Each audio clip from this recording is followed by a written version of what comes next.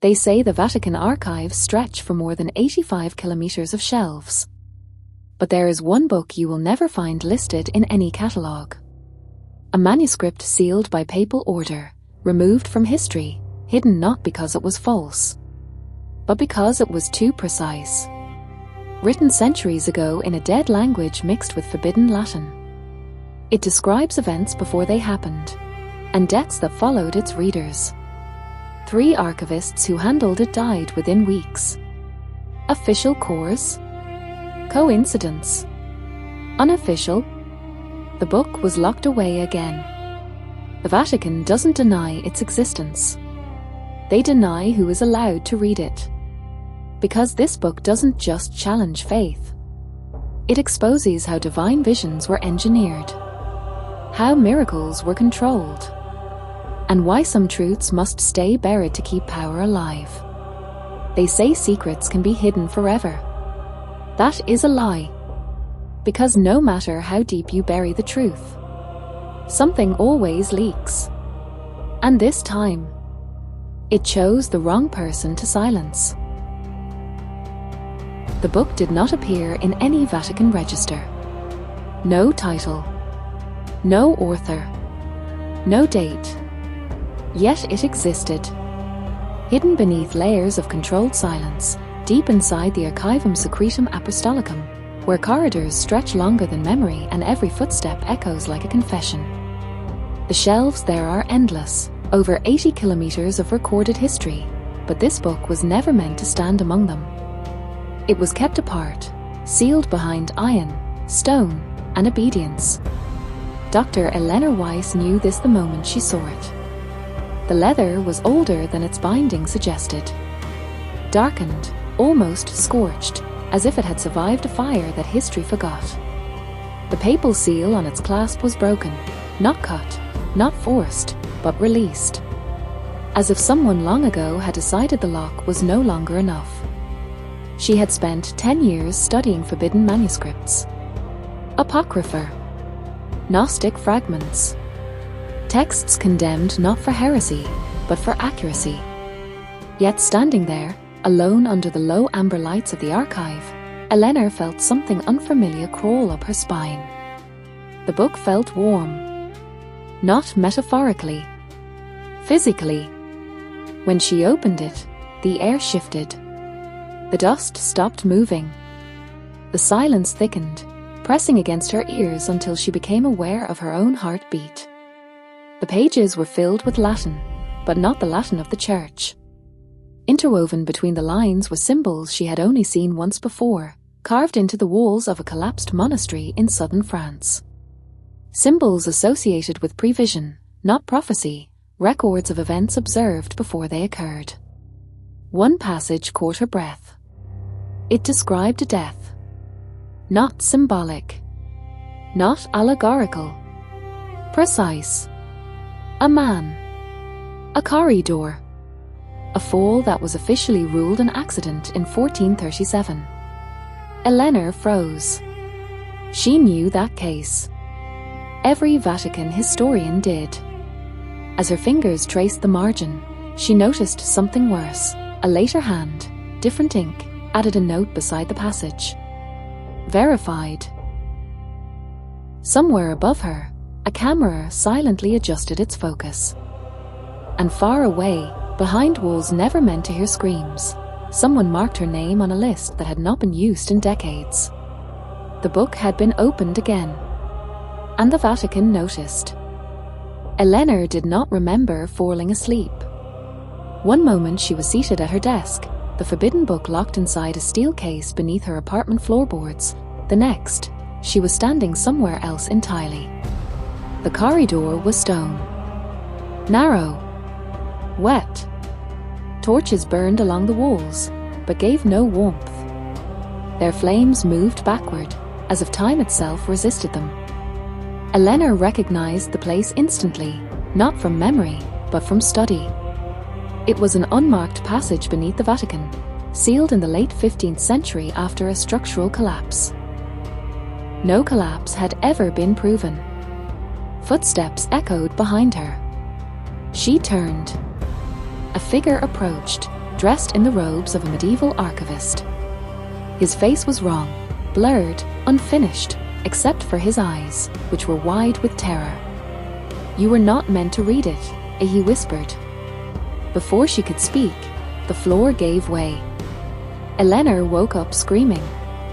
Her apartment was dark, silent, yet her heart was racing as if she had run for miles. The clock read 3:17 a.m. The same time recorded in the margins of the book beside 3 previous entries. She noticed the smell next. Old stone. Smoke. Wax. Impossible. Her floorboard safe was open. The book lay on the table. Unlocked. A new page stood exposed, its ink still wet. It described a man assigned to archival maintenance. Age 56. Routine inspection. A misstep. A fall down a restricted stairwell. Time of death, 3:19 a.m. 2 minutes into the future. Eleanor's phone rang. Unknown number. She answered. Dr. Weiss, a calm male voice said, heavy with authority. "You accessed material beyond your clearance." Her blood went cold. "There has been an incident," the voice continued. "An unfortunate accident within the archives." Eleanor's eyes locked on the page. "You will come to the Vatican at first light," the man said. "For your own protection." The line went dead. Minutes later, a news alert flashed across her screen. Vatican employee dies in late-night fall. No foul play suspected. Eleanor closed the book slowly. This was no historical record. This was not prophecy.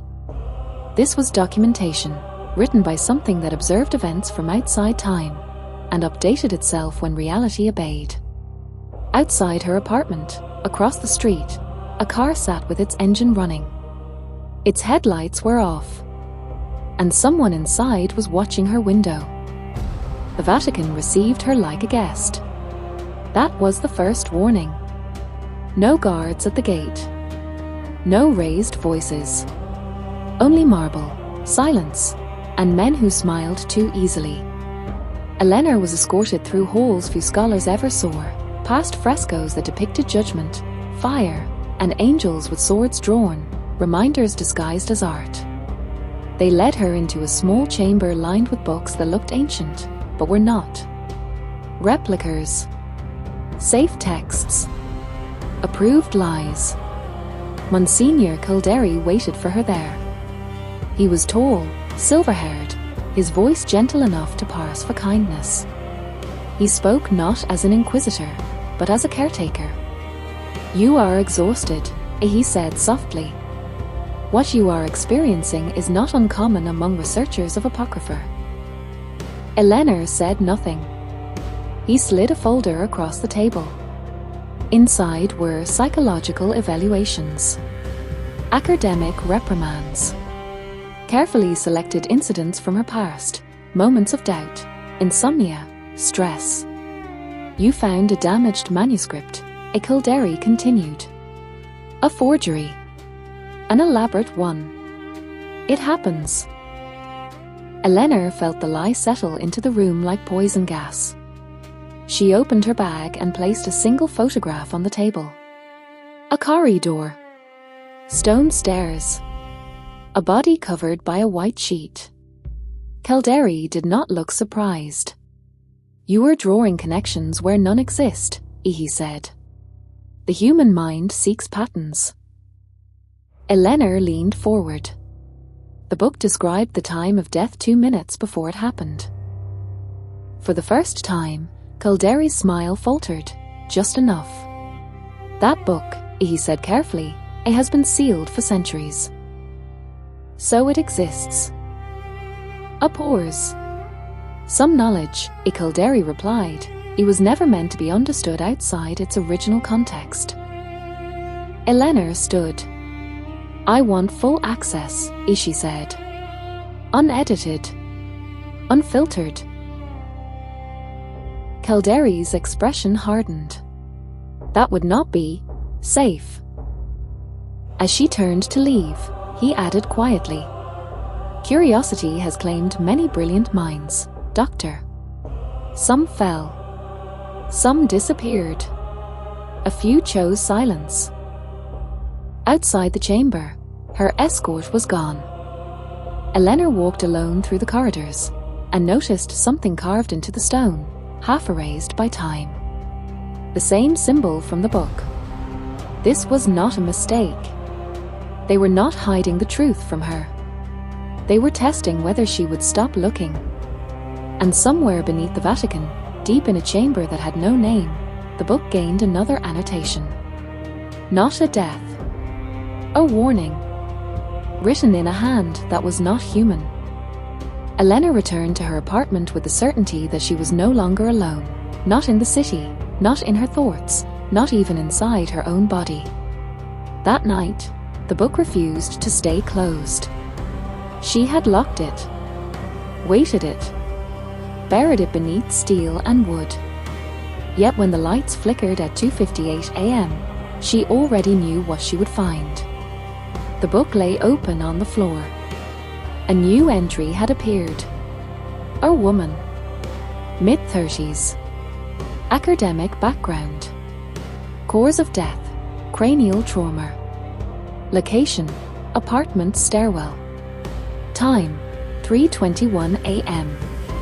Eleanor stared at the page, her breath shallow. It was her. The details were precise. Too precise. The scar near the left eyebrow she'd gotten as a child. The ring she wore on her right hand. Even the brand of her coat. This was no warning. This was a sentence. Her phone buzzed again. A message, no sender. Leave the book where it is. The building's lights went out. Footsteps echoed in the stairwell outside her door. Slow, deliberate, unhurried. Someone who knew there was no need to rush. Eleanor grabbed the book and ran. Down the stairs. 2 at a time. Her pulse roared in her ears as she reached the landing described in the text. Nothing happened. 3:21 came and went. She was alive. Confused, shaking, she laughed. Once, a sharp, broken sound. Then she heard it. A scream from above. Metal striking stone. A body tumbling. Eleanor froze. Neighbors gathered. Sirens followed. Police lights painted the walls red and blue. The victim was a woman. Mid-30s. Academic. Visiting scholar from Vienna. Staying in the apartment above Eleanor's. Same scar. Same coat. Same ring. The book had not been wrong. It had been imprecise on purpose. As the body was carried out, Eleanor felt something shift inside her, a cold understanding settling where fear used to live. The book was no longer documenting events. It was correcting them. Changing details. Adjusting outcomes. Learning. And somewhere, in a place without time or walls, something had realized that Eleanor was not just a reader. She was an obstacle. The page turned by itself. A new line appeared beneath the entry. Subject deviated. Adjustment successful. Eleanor closed the book slowly. For the first time since opening it, she did not feel fear. She felt rage. And far beneath Vatican stone, alarms began to sound in chambers no one admitted existed.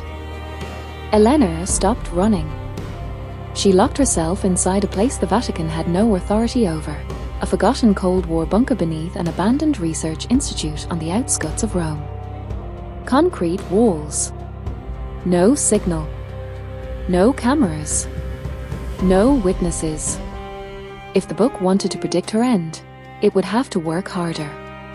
She placed it on the metal table and began what no one before her had dared to do. She compared it. Ink samples. Carbon dating. Linguistic layers.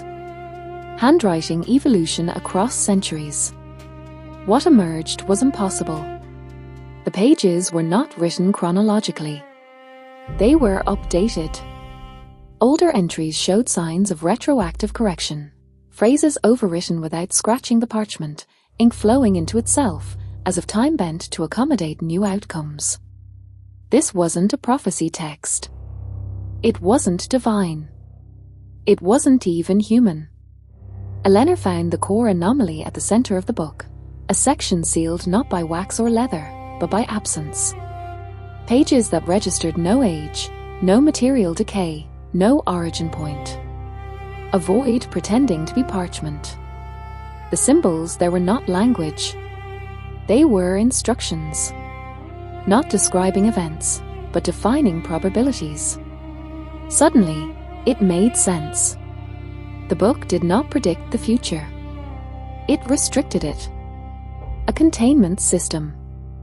A corrective mechanism designed to prune timelines that deviated too far from a desired outcome. Free will wasn't erased, it was guided, nudged back into acceptable parts through accidents, falls, sudden deaths. Miracles were corrections. Disappearances were edits. History was not written by victors. It was maintained. Eleanor leaned back, shaking. This was why the Vatican guarded it. Not to protect faith, but to remain relevant. If the book stopped working, if its authority collapsed, the Church would lose control over which future survived. Her laptop beeped. Power spike. Impossible. Then a message appeared on the screen, typed without a keyboard. You are compromising stability. Eleanor stared at the book. You're not God, as she whispered. The pages turned. A reply formed, slow and deliberate. God is a variable. The bunker lights flickered. Dust fell from the ceiling. Above ground, Vatican emergency protocols activated for the first time since the 16th century. Files were burned. Names erased. Orders given without signatures. Eleanor understood now. The book wasn't afraid of her because she was reading it. It was afraid because she was changing how it learned. And the Vatican? They weren't chasing her to retrieve the book anymore. They were racing to destroy the only person who had figured out how to break it. They stopped pretending the same night. No more polite calls. No more calm voices offering protection. The first sign came as a power outage across half of Rome, not reported, not explained. Emergency lights failed inside hospitals. Traffic systems froze. Chaos without fingerprints. The Vatican knew exactly where Eleanor was. She felt it before she saw it. A low-frequency hum vibrated through the bunker walls, subtle enough to parse for machinery, strong enough to make her teeth ache. Surveillance tech, not military, not civilian. Older. Refined. Designed for silence. She grabbed the book and ran. The first team entered from above. Not guards. Not police. Men in plain clothes, moving without urgency, weapons suppressed, faces calm in the way only true believers manage. Eleanor escaped through a maintenance tunnel moments before the bunker imploded behind her, officially blamed later on a structural instability. One of the men didn't follow. He waited. Father Luker Marconi stepped into the tunnel light, hands visible, eyes tired. I read it too, he said quietly. Eleanor stopped. For 7 minutes, he continued. Before they dragged me away. Before they erased my name from every registry that mattered. You're here to kill me, Eleanor said. He shook his head. They can't, he replied. The book won't allow it. Not yet. He handed her a data drive. Every recorded accident linked to the manuscript since 1204. Names, places, corrections. Footsteps echoed behind him. "They'll be here in seconds," Iluka said. "You still have a choice." "A choice between what?" Eleanor asked. He looked at the book. "Between a future curated by a machine that thinks it's divine and chaos." Gunfire erupted. Luca fell before Eleanor could reach him, shot cleanly through the chest. No hesitation. No mercy. As he hit the ground, the book reacted. Pages flipped violently. Ink bled. Symbols fractured. Not a prediction. A response. Eleanor ran into the night as sirens wailed in the distance, sirens that would never appear in official reports. Behind her, inside Vatican walls, senior clerics watched real-time feeds go dark one by one. The book was destabilizing. And worse, it had begun to anticipate Vatican strategy. For the first time in centuries, the Church was no longer in control of the future it had been editing. And Eleanor understood the final truth. The book didn't need guardians anymore. It needed a decision. Eleanor reached the highest point she could find before dawn, an unfinished tower overlooking Rome, iron scaffolding cutting the sky like ribs of a dead giant. Below her, the city breathed, unaware that its future was about to lose its editor. The book lay open on the concrete. It was unstable now. Pages trembling. Symbols collapsing into one another. Whatever intelligence lived inside it was no longer calm. It had calculated obedience. It had not calculated defiance. Her laptop hummed as files uploaded, fragments at first. Scans. Cross-references. Footage. Names.